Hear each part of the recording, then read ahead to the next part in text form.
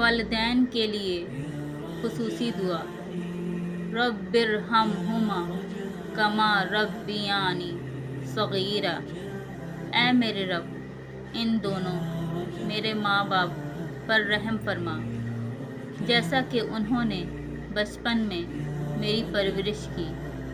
سیدنا ابو ہریرہ رضی اللہ تعالیٰ عنہ سے روایت ہے کہ نبی اکرم صلی اللہ علیہ وآلہ وسلم نے فرمایا کہ نیک آدمی کا اللہ تعالیٰ جنت میں ایک درجہ بلند کرتا ہے تو وہ پوچھتا ہے، اے اللہ مجھے یہ درجہ کیوں ملا ہے؟